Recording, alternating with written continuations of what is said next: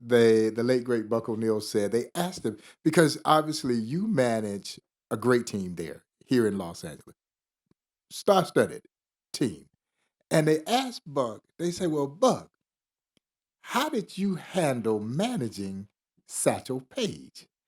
And because Satchel was the ultimate star, and you know what Buck said, Skip? What's that? He said, "Don't expect a thoroughbred to act like a mule. They don't." And so, how do you handle managing such a star-studded team? You know what? It's certainly, as I say, it's a high class problem when you get a lot of thoroughbreds. I'll take It's as great many to have thoroughbreds thoroughbreds. I instead of love mules. thoroughbreds. You can only have so many mules now, so we do have a lot of thoroughbreds. And I think that it's one of those things where it's like everyone's going to be treated fairly, but they're not going to be treated equally. And I just think that that's just kind of the way the world works. But I treat, from Clayton Kershaw to Mookie Betts to Freddie Freeman to all these guys, certainly fairly to the young rookie. But they're just treated differently because they've earned that right. Absolutely. And I think that's what Buck was trying to say.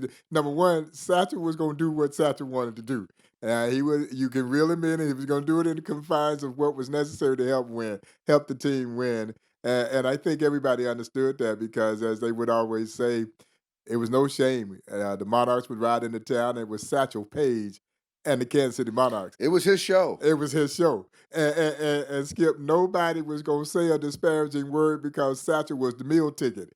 Everybody knew they got to eat when Satchel was pitching. And so nobody said a word about it. And but the thing is though is that whether you're Buck O'Neill, whether you're Phil Jackson with Michael Jordan, you've got to understand who pays the rent, and and the great coaches or managers or leaders, they understand that, and it's a selfless position as far as being a head coach or a manager because you got to understand again who the superstars are, and that's what drives the game. Yeah.